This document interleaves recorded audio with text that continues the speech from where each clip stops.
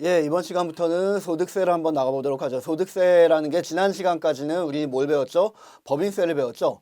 법인세와 소득세는 어차피 비슷비슷한 녀석들인데 모두 다 소득에 대한 세금이라는 측면에서 비슷한 녀석들이죠. 이거를 법인이라는 인격체가 내거나 아니면 자연인 혹은 개인이라는 인격체가 내느냐에 따라서 이게 달라지는데 법인이 내는 거는 법인세,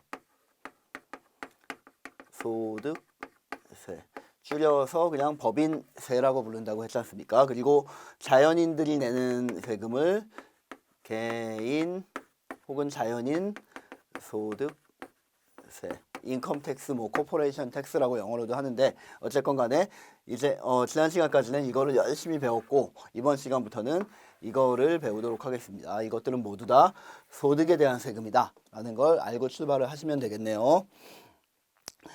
뭐 나가보죠. 1절 볼까요? 소득세의 소득세에는 다음과 같은 특징이 있답니다. 양괄호 1번 부담 능력에 따른 과세를 한다. 뭐 당연한 거죠. 응능과세 원칙이라고도 하는데 부담 능력에 따른 과세를 한다.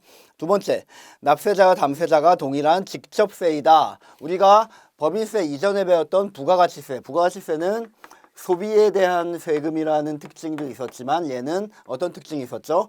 간접세라는 특징이 있었지 않습니까? 그런데 우리 법인세건 아니면 소득세건 얘들은 모두 다 뭐다? 직접세다. 직접세와 간접세는 어떻게 다르죠? 담세자와 납세 의무자가 일치하면 직접세라고 부르고 담세자와 납세 의무자가 일치하지 않으면 간접세라고 부르지 않습니까? 우리 소득세는 직접세입니다. 세 번째, 열거주의 과세 방법이다 라고 나오는데 읽어보죠.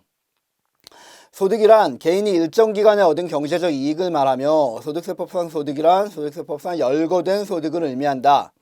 즉 다시 말하면 소득세법은 열거주의에 의해 과세 대상 소득을 규정을 하고 있으므로 열거되지 아니한 소득은 비록 담세력이 있더라도 과세되지 않는다.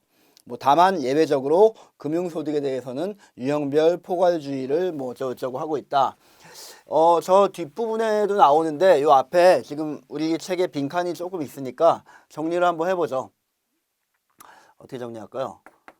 소득 세로로 하죠. 뭐 법인세. 소득세와 법인세는 그 기본 철학이라고 할까요? 기본 철학이 다릅니다. 얘는 뭐에 의거하냐면 소득 원천설이라는 학설에 의거를 해서 과세를 하는 거고요. 얘는 순자산 증가설이라는 학설에 의거합니다. 소득 원천설에 의하면 이거는 열거주의 과세 방식을 택할 수밖에 없고요. 순자산 증가설에 의하면 예시주의 과세 방식을 택할 수밖에 없습니다. 열거주의, 뭐 예시주의라는 거를 다른 말로 포괄주의라고도 합니다. 열거주의와 예시주의가 뭐냐 하면 소득세법 법전을 쭉 펼쳐보면 다음과 같은 소득이 있는 경우에는 소득세를 과세한다. A 소득, B 소득, C 소득, D 소득 이런 것들은 과세한다라고 열거되어 있다고 한번 가정을 해봅시다.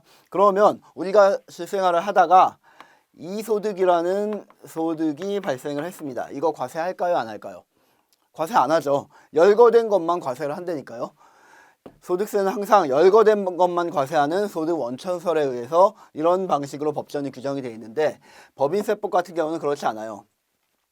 법인세법전을 보면 법인세법 시간에도 제가 말씀을 드렸지만 A 소득에 대해서도 법인세 과세하고 B 소득에 대해서도 과세하고 C, D 소득에 대해서도 과세하고 그 다음에는 뭐라고 써 있냐면 그 외 비슷한 것은 전부 과세 대상이다. 이런 식으로 써 있습니다. 법전이. 그렇다면 만약에 어떤 법인이 이 소득이라는 소득을 발생을 시켰다. 얘 과세될까요? 안 될까요? 여기에 써 있지는 않지만 요 문구에 의해서 얘는 과세가 됩니다. 무슨 말인지 알겠죠? 예시주의라는 게 이제 좀 감이 좀 오실 겁니다. 이거는 그냥 예시일 뿐이고 이런 것들 이런 예시와 비슷한 열거되지 않은 다른 소득이 발생했을 때도 무조건 전부 다 과세를 한다라는 방식이 바로 예시주의 방식 혹은 포괄주의 방식이라고 부릅니다.